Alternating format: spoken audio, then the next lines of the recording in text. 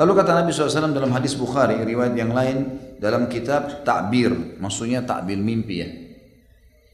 Kata Nabi SAW, man tahallama bihulmin lam yarahu kullifa an yaqida baina sya'irataini yawmal qiyamah walan yaf'al.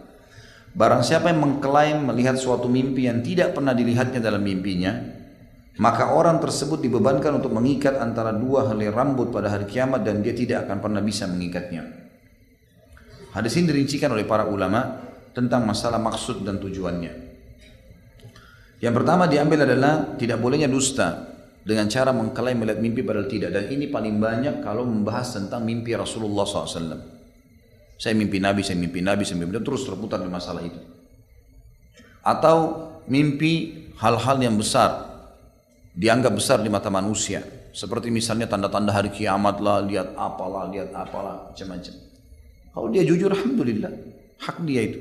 Karena orang mimpi Rasulullah SAW bisa terjadi, bukan tidak bisa terjadi, bisa terjadi, gitu kan? Para sahabat banyak mimpi Nabi SAW, para tabi'in, banyak ulama-ulama menyebutkan masalah itu, memang itu bisa. Dan ada sabda Nabi SAW, siapa yang melihatku dalam mimpinya, maka dia berarti melihatku, karena syaitan tidak akan menjelma. Bisa terjadi, tapi tidak boleh dusta. Kalau nggak lihat, kalau lihat ya nggak masalah, gitu kan?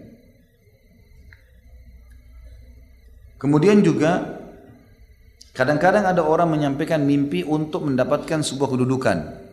Tadi itu mungkin untuk memastikan kalau dia melihat. Ada juga orang sebuah kedudukan, misal dia mengatakan, saya mimpi, dia bilang sama seorang lawan jenis misalnya menikahi kamu. Padahal sebenarnya tidak. Hanya untuk memastikan, dan saya mimpi menikahi kamu di masjid, saya begini, saya begitu, dusta. Hanya untuk mendapatkan sebuah keperluan dunia. Atau dia mengklaim mimpi melihat apalah ya, sesuatu yang berhubungan dengan masalah kamu, saya mimpi berteman dengan saya, atau menaikkan jabatan saya, atau memberikan kepada saya bantuan, atau. Ini semua hanya untuk mencari sesuatu yang berhubungan dunia, dan ini bohong. Selanjutnya adalah yang diambil juga pelajaran dari hadis ini, hukuman yang akan diberikan, yaitu dia akan dibebankan untuk mengikat antara dua helai rambut pada hari kiamat dan dia tidak akan pernah bisa mengikatnya. Maksudnya adalah Allah Azza wa Jalla akan mengikat dia dengan rantai. Ini hadisnya tidak berdiri sendiri, berhubungan dengan hadis-hadis yang lain. Seperti hadis Bukhari menjelaskan seseorang pada hari kiamat itu yang akan masuk neraka akan dirantai dengan rantai yang panjangnya 70 hasta. 70 hasta yang dililitkan di tubuhnya. Seseorang pada hari kiamat akan postur tubuhnya seperti Adam AS, 60 siku ke langit, 60 hasta. Maka berarti kalau dililit seluruh tubuhnya dari kepala sampai di kaki, gitu kan? Maka diahnya akan dililit dan masih ada 10 hasta, 5 hasta di bagian kepala, 5 hasta di bagian kaki, sehingga tidak terlihat apapun. Dia nggak bisa nafas, nggak bisa apa, untuk dilemparkan dalam neraka, dan rantai itu akan dipanaskan dengan api. Kemudian Allah Azza wa Jalla akan mewajibkan dia, mau tidak mau, tangannya akan selalu bergerak, mau bergerak tanpa dia kontrol. Diperintahkan pada saat itu untuk melakukan mengikat dua buah rambut, yang dua buah rambut itu kalau dia berhasil ikat, maka akan terlepas ikatan rantai itu. Dihubungkan antara mengikat rambut tersebut dengan terlepasnya rantai, gitu. Padahal dia tidak bisa bergerak.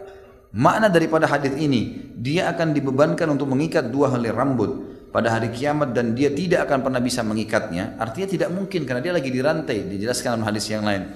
Dan memang kalau dia berhasil mengikat itu, maka secara otomatis rantainya akan dibuka oleh Allah dan dia tidak akan pernah bisa. Dan ini tidak dikontrol, dia tidak bisa, harus terjadi. Sebagaimana kita sudah pernah jelaskan teman-teman, kalau di neraka itu, orang di neraka itu haus, lapar, wa na'udzubillah, dan mereka pada saat haus atau lapar, tangannya terikat, mulutnya terbuka, langsung diberikan minuman yang sudah disiapkan. Dari tinatul khabal, nanah dan darahnya penghuni neraka, wa na'udzubillah. Kemudian air yang panas, timah yang meleleh, banyak sekali.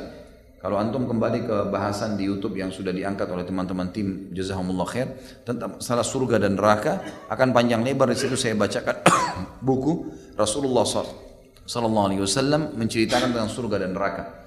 Bagaimana mereka merasakan itu teman-teman sekalian? Bagaimana mereka merasakan siksaan-siksaan yang ada di api neraka itu? Yang jelas ini makna daripada hadis tadi. Artinya hadis ini kalau dibaca sepintas saja butuh rincian dan dihubungkan dengan hadis yang lain.